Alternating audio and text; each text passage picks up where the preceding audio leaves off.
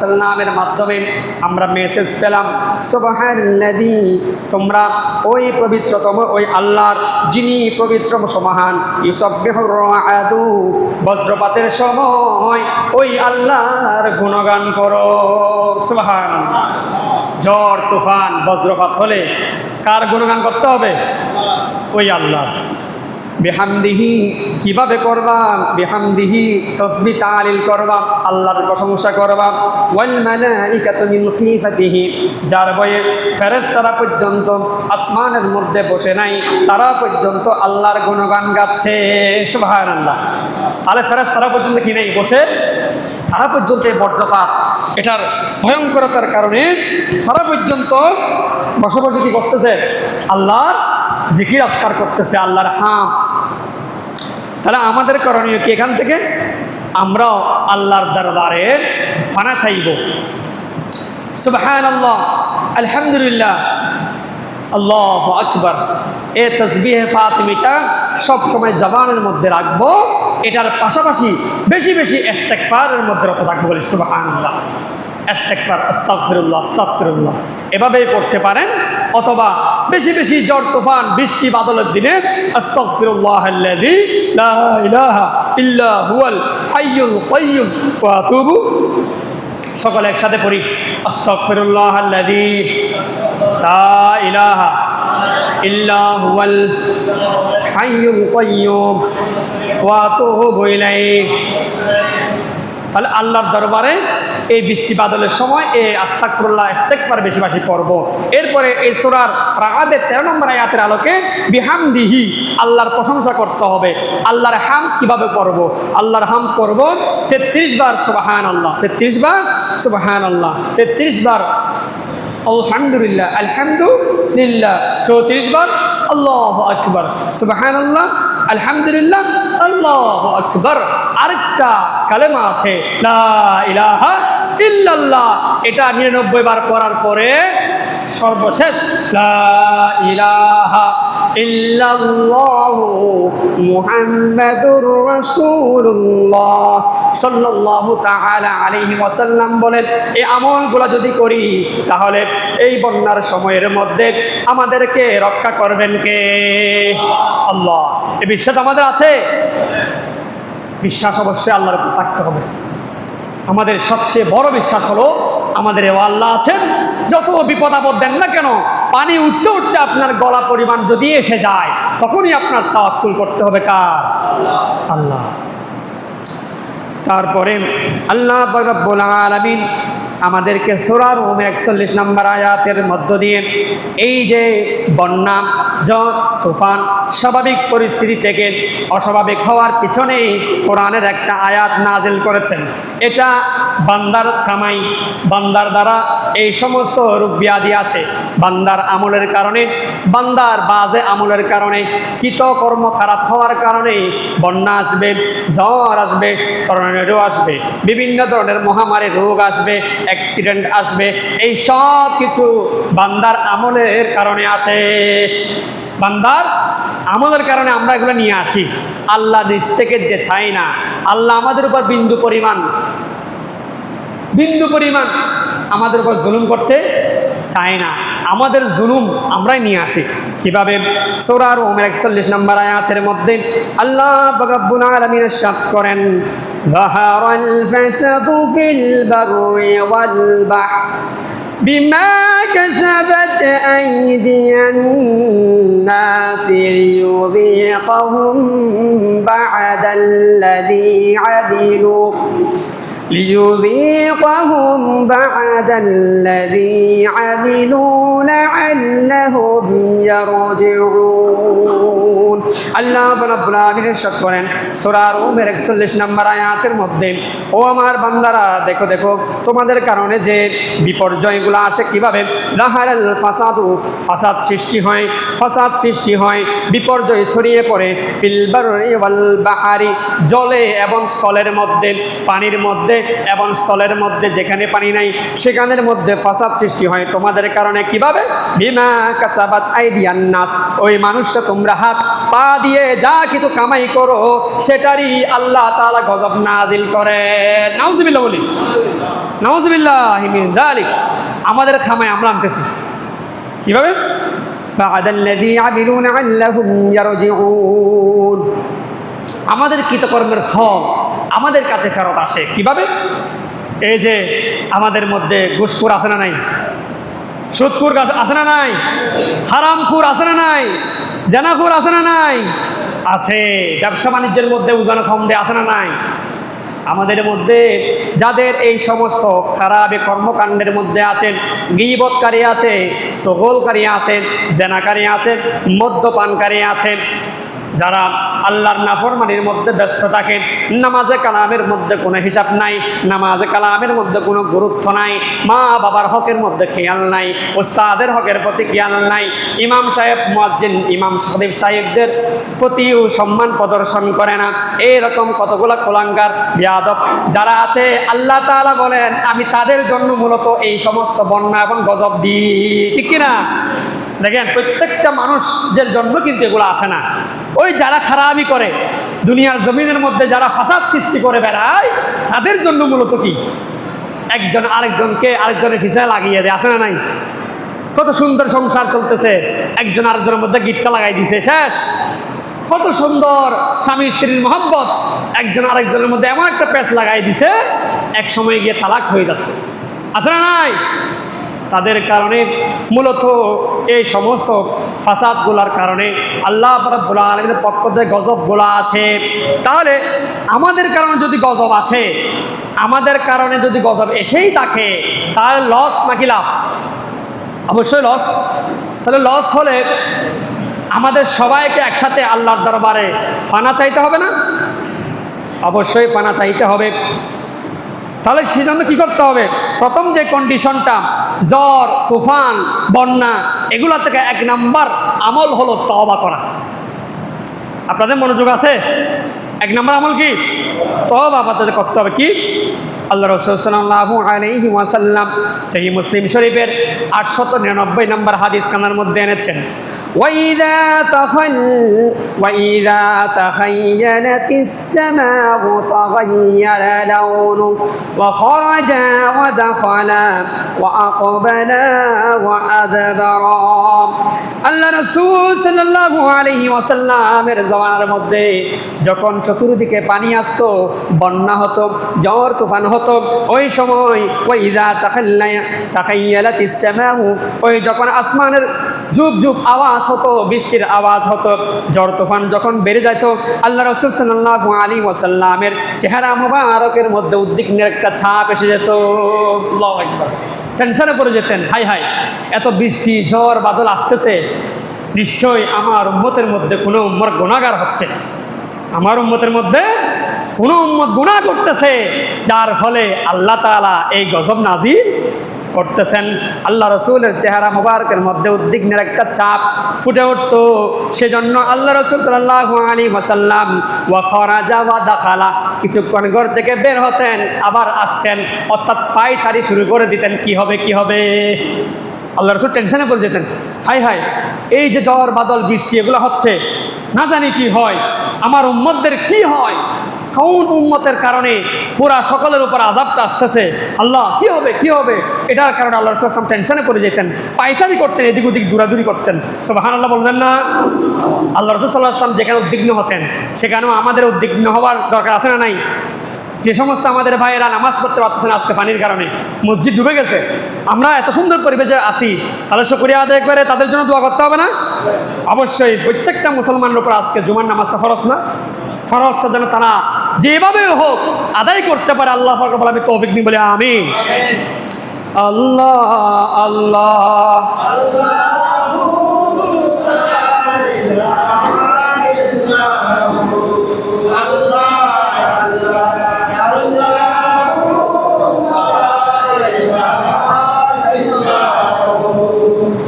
আল্লাহ রাসূল সাল্লাল্লাহু আলাইহি ওয়াসাল্লাম বজ্রপাতের সময় আমলটা করতেন। এবং আরেকটা হাদিস শরীফের মধ্যে আছে, হযরত সালিম ইবনে আব্দুল্লাহ ইবনে উমর রাদিয়াল্লাহু তাআলা আনহু থেকে বর্ণনা করা হয়েছে, আল্লাহ রাসূল সাল্লাল্লাহু আলাইহি ওয়াসাল্লাম ওনারা বাবা থেকে যে বর্ণনা হয়েছে সেটা বলেছেন কিভাবে, কানা ইযা সামিআ সাওতার রাআদি ওয়াস সাওয়াইক ক্বালা, আল্লাহ রাসূল সাল্লাল্লাহু আলাইহি ওয়াসাল্লাম যখন ঠান্ডার বা বজ্রপাতের আওয়াজ শুনতেন তখন একটা আমল জোরে জোরে আওয়াজ করে পড়তেন, যেটা তিরমিজি শরীফের 3450 নম্বর হাদিসের মধ্যে এসেছে, আল্লাহুম্মা লা তাকতুলনা বিগদাবিকা, হে আল্লাহ লা তাকতুলনা বিগদাবিকা, আপনি আপনার এই গজবের মাধ্যমে আমাদেরকে মৃত্যু করায়েন না। আল্লাহু আকবার, এই গজব দিয়ে আমাদেরকে মৃত্যু করায়েন না। তারপর ওয়ালা তুহলিকিনা বিআযাবিকা, আপনার আযাব দিয়ে আমাদেরকে ধ্বংস করিয়েন না। আল্লাহু আকবার। তাহলে এই আমলগুলো আমাদের করার দরকার আছে না নাই? আমরা আরবি বলতে না পারলেও বাংলা দিয়ে বলবো, আল্লাহ আমাদের গজব দিয়ে মারিয়েন না, ধ্বংস করিয়েন না, আমরা একেবারে সহি সালামতে সুন্দর একটা জিন্দেগি লিড করে এক পর্যায়ে কালেমা পরে পরে স্বাভাবিক একটা অবস্থায় যেন মৃত্যুবরণ করতে পারি। আমি মারা যাওয়ার পরে যেন হাজার হাজার আমার অনুসারীরা আমাকে পছন্দ করে মানুষগুলা এসে যেন সুন্দর পরিবেশে জানাজার নামাজ আদায় করে আমাকে দাফন করতে পারবে। সুবহানাল্লাহ, পারবো তো ইনশাআল্লাহ। এই আমলগুলো করতে হবে। ওয়াআফিনা ক্বাবলা যালিকা, এবং যদিও গজব এসে যায়, গজব আসার আগে আগে আমাদেরকে ক্ষমা করে দিন। সুবহানাল্লাহ, কি সুন্দর আমল আল্লাহ রাসূল সাল্লাল্লাহু আলাইহি ওয়াসাল্লাম করতেন। গজব যদি এসেও যায় আমাদেরকে ক্ষমা করে দিন, এরপরে যদি নিয়েও যান তাহলে নিষ্পাপ হিসেবে আমরা উঠবো, নিষ্পাপ অবস্থায় গেলে আমাদের জন্য জান্নাত নসিব হবে। সুবহানাল্লাহ, এটা উম্মতদেরকে শিক্ষা দিয়েছেন, উম্মতদেরকে শিক্ষা দিয়েছেন বন্যার সময় কি করণীয়। ঈমানি দায়িত্ব একজন মুমিন হিসেবে আরেকজন মুসলমান ভাইয়ের পাশে গিয়ে দাঁড়ানো। এখানে আরেকটা বিষয় আছে, এই বন্যার মধ্যে শুধু মুসলমানকে আমি দেখবো তা নয়, মুসলমানের বাড়ির পাশে হিন্দু বাড়ি আছে না নাই? মুসলমান ছাড়াও আমাদের বাংলাদেশের সংখ্যালঘু সম্প্রদায় আছে না নাই? ওই সম্প্রদায়ও যদি কোনো কারণে বিপদের মধ্যে পড়ে তাদেরকেও উদ্ধার করা আমাদের দায়িত্ব, আমাদের, কারণ তারাই তো আল্লাহর সৃষ্টি, তারাই তো আল্লাহর সৃষ্টি। প্যারা হাজরিন, বন্যার সময় কি করা, সাহায্য করা। কিভাবে করবেন? সহিহ মুসলিম শরীফের 2699 নম্বর হাদিসের মধ্যে আল্লাহ রাসূল সাল্লাল্লাহু আলাইহি ওয়াসাল্লামের প্রখ্যাত একজন সাহাবী হযরতে আবু হুরায়রা রাদিয়াল্লাহু তাআলা আনহু থেকে বর্ণনা করা হয়েছে। তিনি বলেন, আল্লাহ রাসূল সাল্লাল্লাহু আলাইহি ওয়াসাল্লাম ইরশাদ করেন, মান নাফাসাল মুমিনিন কুরবা, যে ব্যক্তি মিন কুরাবিদ দুনিয়া জমিনের মধ্যে বিপদে আপদে পড়ে আছে, ওই রকম মজলুম কোন একজন বান্দাকে যদি গিয়ে সাহায্য করে আল্লাহ তাআলা তার জীবনের সকল আশা পূর্ণ করে দিবেন। সুবহানাল্লাহ, আপনি আরেকজনের আশা পূর্ণ করে দিয়েছেন, আপনার আশাও আল্লাহ বলবেন যা তোরটা অটোমেটিক পূর্ণ করে দিলাম। সুবহানাল্লাহ। এরপরে নাফাসাল্লাহু আনহু কুরবাতান মিন কুরাবি ইয়াউমিল কিয়ামা, শুধু তাই নয়, আল্লাহ তাআলা আপনার আমার যে সমস্ত আশা দুনিয়ার জমিনের মধ্যে পূর্ণ হয় নাই, আপনি আশা রেখেছেন কিয়ামতের ময়দানে আল্লাহর কাছে দাবি রেখেছেন, সেখানে হলেও যেন পূর্ণ হন, ওই রকম কোনো একটা আশা থেকে থাকে আল্লাহ রাব্বুল আলামিন আরেকজন বান্দাকে উপকার করার কারণে, সাহায্য করার কারণে আপনাকে কিয়ামতের কঠিন মুসিবতের দিনে সাহায্য করবেন। সুবহানাল্লাহ, একটু জোরে বলেন সুবহানাল্লাহ। প্যারা হাজিরিন, তাহলে এক্ষেত্রে আমাদের একটা আমল, হাদিস শরীফ থেকে একটা আমল পাই, কোনো একটা জান মালের ক্ষতি হচ্ছে, আমি দেখতেছি কিন্তু সাহায্য করার সুযোগ নাই, আমি সাহায্য করার সুযোগ থাকলে সরাসরি চেপে পড়ে সাহায্য করব, তাতে যদি আমার মৃত্যু হয় নিশ্চিত এই মৃত্যু শহীদই মৃত্যু, বলি সুবহানাল্লাহ। তাহলে এক্ষেত্রে আপনারা সাহায্য করতে পারলেন ভালো কথা, না পারলে কি করতে হবে? ইন্না লিল্লাহি ওয়া ইন্না ইলাইহি রাজিউন। একজন মুমিন হিসেবে আমাদের করণীয় কি করতে হবে? আল্লাহর কাছে ফরিয়াদ করতে, ইস্তেগফার এবং এই দোয়াটা পড়তে হবে। এরপরে বজ্রপাতে বা পানিতে ডুবে মারা যাওয়ার হুকুম কি? কেউ যদি ঠাড়ার পরে মারা গেছে, বজ্রপাত পরে, বিজলি পরে, সহ্য করতে না পেরে আওয়াজটা মারা গেছে, হার্ট অ্যাটাক করে মারা গেছেন, পানিতে পড়ে মারা গেছেন, পেটের ব্যথায় পড়ে মারা গেছে, পেটের ব্যথায় না পারতে এক পর্যায়ে গিয়ে মারা গেছে, মহামারীতে গিয়ে মারা গেছেন, চাপা পড়ে মারা গেছেন। বর্তমান সময়ে দেখা যায় পাহাড়ি এলাকার পাশে যে সমস্ত ঘরগুলো আছে আমরা দেখেছি, সে পাহাড়গুলা ভেঙে পড়ে, গাছ ভেঙে পড়ে মানুষ যে রাতে সুন্দর করে ঘুমিয়েছে সকালে লাশ হয়ে বের হচ্ছে, আছে না নাই? যারা হাজির তাদের জন্য আমাদের হাজিরে দোয়া করতে হবে। নিশ্চিত এই মৃত্যু শহীদি মৃত্যু, বলে আলহামদুলিল্লাহ। এই মৃত্যু কি? শহীদি মৃত্যু। আল্লাহ রাসূল সাল্লাল্লাহু আলাইহি ওয়াসাল্লাম 5 প্রকার শহীদের কথা হাদিস শরীফের মাধ্যমে বলেছেন। সহিহ মুসলিম শরীফের মধ্যে, সহিহ বুখারীর মধ্যে হাদিসখানা পাওয়া যায়।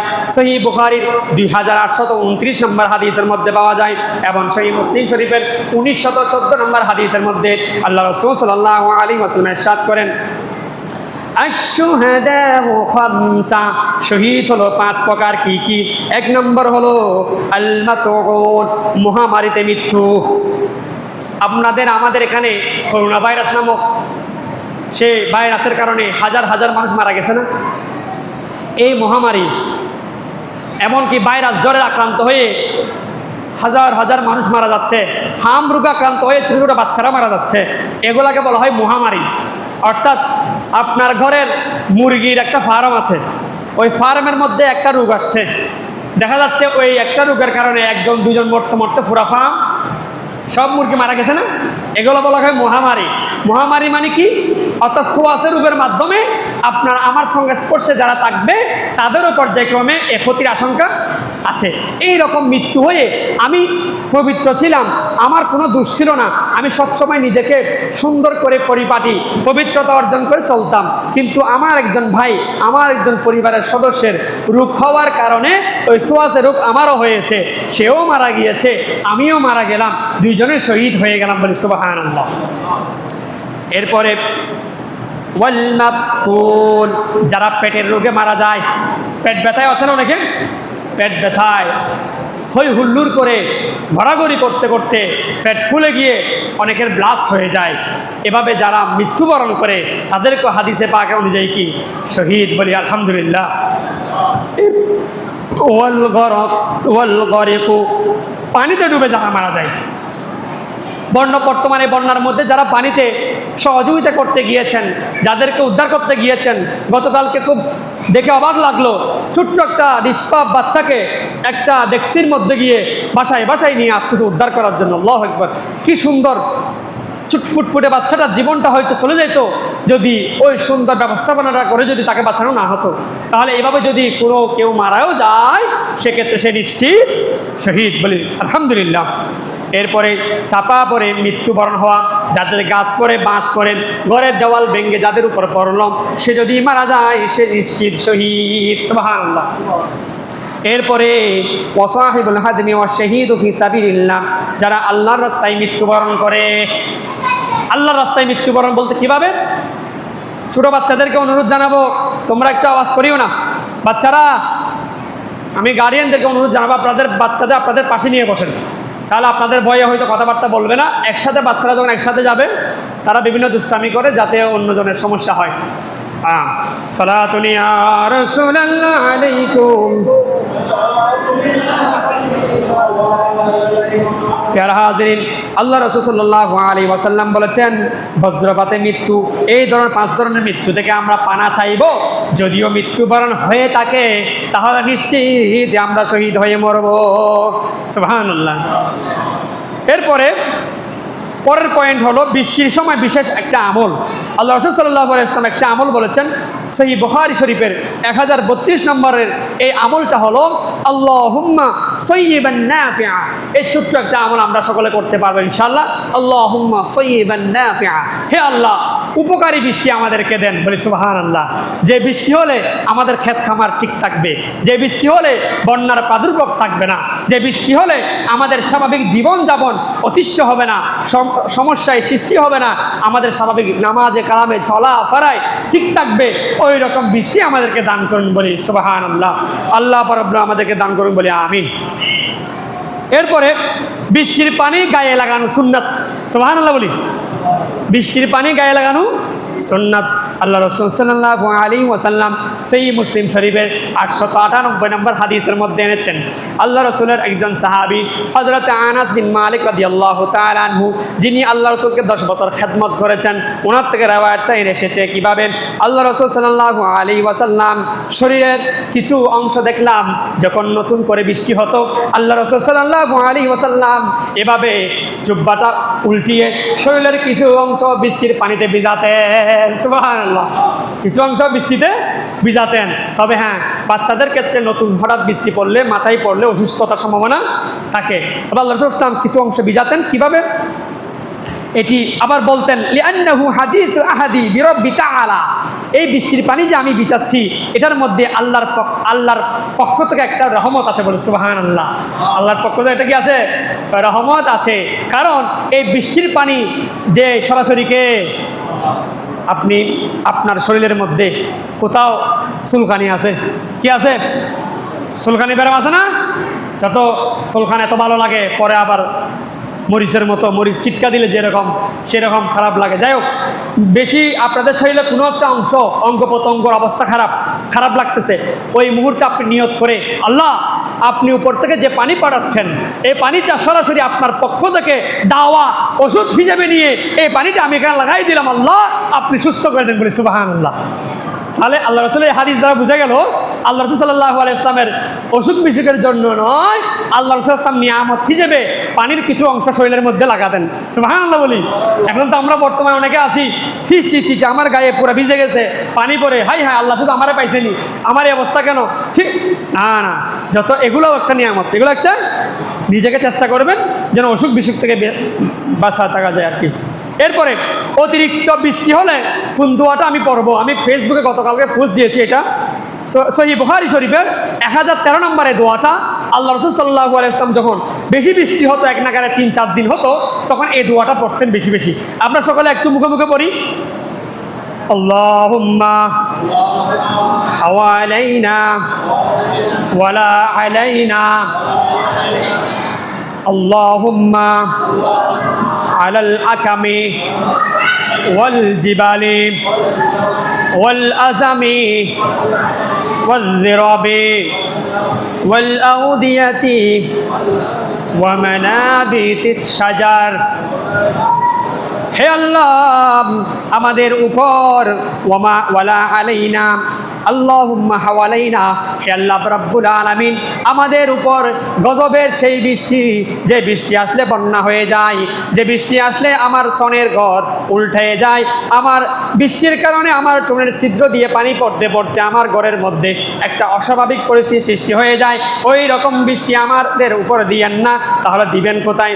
আল্লাহুম্মা আলাল আকামি ওয়াল জিবালি, আমাদের পাশে যে সমস্ত টিলা আছে, যে সমস্ত উঁচু জায়গা আছে, ওই সমস্ত জায়গার মধ্যে ওই পানিগুলা ডালেন। সুবহানাল্লাহ। কারণ কি, টিলার মধ্যে ডাললে টিলার মাঝখানে যে একটা কি আছে, সুরঙ্গ আছে, লেক আছে, ওই জায়গার মধ্যে পানি অবস্থান করলে এদিকে ওদিকে ভেঙ্গে যাওয়ার সম্ভাবনা থাকে না, যার ফলে গিয়ে আমরা কি থাকবো? নিরাপদ থাকবে। দেখেন আল্লাহ রাসূলের জীবনী, 63 বছর হায়াত যদি আপনি অক্ষরে অক্ষরে পালন করতে পারেন, খোদা কি কসম, আপনার জীবন কখনো বৃথা যাবে না। আল্লাহু আকবার। আপনি সবসময় লাভ হতে থাকবেন।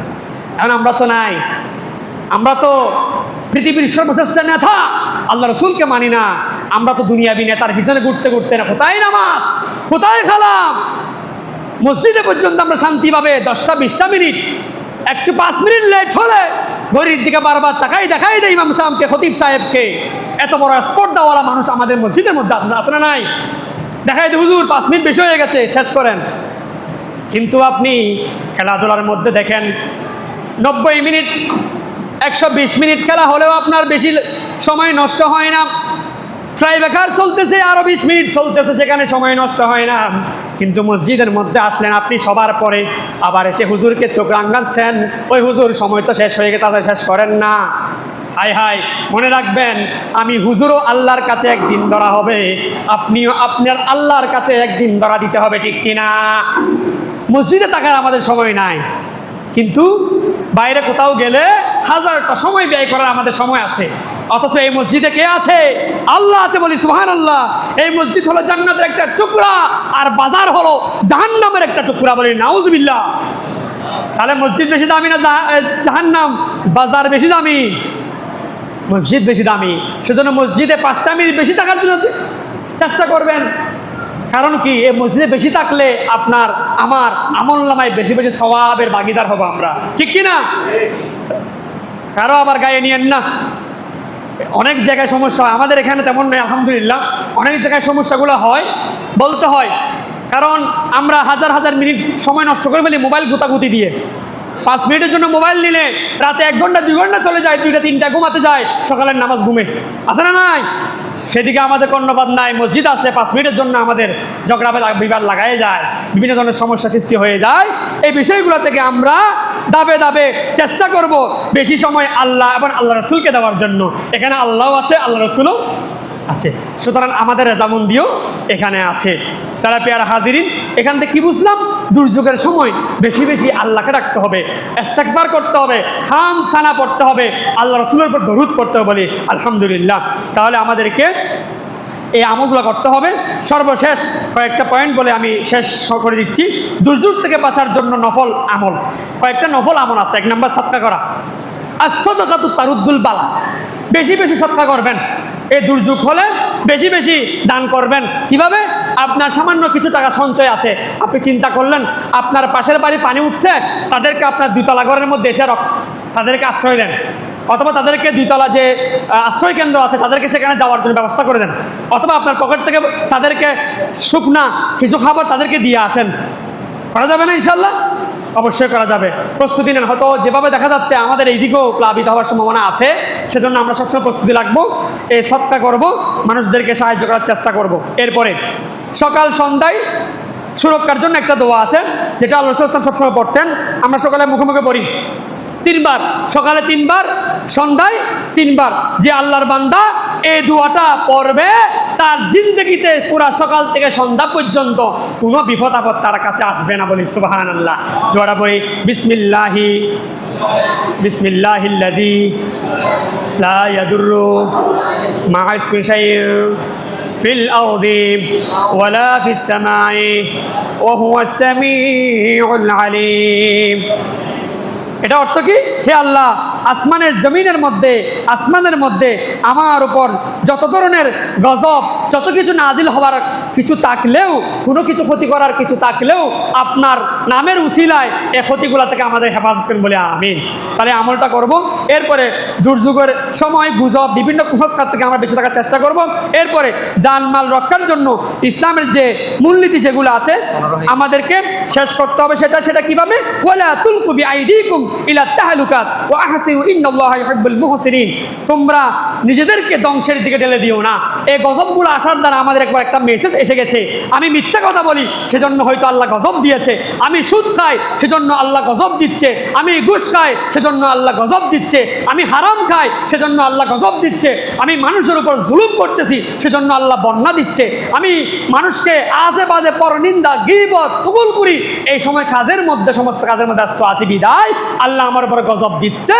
সুতরাং আমি তওবা করতেছি, 2 রাকাত তওবার নামাজ পড়ে আল্লাহর দরবারে হাত তুলে দেব, আল্লাহ আমার দ্বারা যদি আপনার নালায়েক গুনাহগার বান্দা যদি আমি হয়ে থাকি, আমার কারণে যদি এই সমস্ত গজব এসে থাকে, আজকে থেকে আমি তওবা করলাম, আমি আজকে থেকে মিথ্যা কথা বলবো না, চুগলখুরি করবো না, গীবত কারি হব না, আমি যত ধরনের ফাসাদ আছে এগুলো থেকে আমি দূরে থাকবো। বলা যাবে কিনা ইনশাআল্লাহ? তাহলে আমরা সকলে আল্লাহর ওয়াস্তে এই সব কিছু থেকে বেঁচে থাকার চেষ্টা করব। আর আমার যে সমস্ত ভাইয়েরা আজকের এই কঠিন পরিস্থিতির মধ্যে যারা ইন্তেকাল যারা করে যায়, যদি কেউ ইন্তেকাল করে যায়, তাদের জন্য এখান থেকে হাত তুলে দোয়া করবেন। এমনকি যতটুকু পারেন আমাদের বৃত্তশালী ভাইয়েরা যারা আছেন, কেউ যদি সেখানে স্পোর্টের মধ্যে গিয়েছে, কক্সবাজার বাঁশখালীর মধ্যে ধরেন, আপনাদেরকে সাহায্য চেয়েছে, ফেসবুকের মাধ্যমে একটা অ্যাকাউন্ট নাম্বার দিয়েছে বা বিকাশ নাম্বার দিয়েছে, আপনারা যারা সাহায্য করতে চান, আসতে না পারলেও বিকাশের মধ্যে টাকা সেন্ড করেন। বিশ্বস্ত সূত্র পাইলে আপনারা সেখানে টাকা দেন, তারা সেখান থেকে টাকা দিয়ে যা শুকনা কাপড় চোপড় থেকে শুরু করে মুড়ি বিভিন্ন কিছু নিয়ে তারা যখন সেখানে তাদেরকে দিবে, ইনডিরেক্টলি আপনি বসে আছেন এখানে, সওয়াব যাবে কোথায়? আল্লাহর দরবারে আপনার আমলনামায় চলে আসবে। সেজন্য আল্লাহ রাব্বুল আলামিন আমাদেরকে বিপদে আপদে ধৈর্য ধারণ করে আমাদের মুসলিম ভাইয়ের জন্য, সারা বিশ্বের মুসলমানদের জন্য, ইরান, ফিলিস্তিন, লেবানন আবার যুদ্ধ শুরু হয়েছে, তাদের জন্য সহ আর সারা বিশ্বের মুসলমানরা যেন হেফাজত থাকে, এই আশাবাদটুকু রেখে আমার সংক্ষিপ্ত আলোচনা শেষ করলাম। আসসালামু আলাইকুম ওয়া রাহমাতুল্লাহি ওয়া বারাকাতুহু। যারা সুন্নত আদায় করেন নাই, সুন্নত করে নিন। যারা সুন্নত আদায় করেন নাই, সুন্নত আদায় করে নিন। দোয়া চাওয়া, আচ্ছা নামাজের পরে সুন্নত করে নিন। আসসালামু আলাইকুম ওয়া রাহমাতুল্লাহ।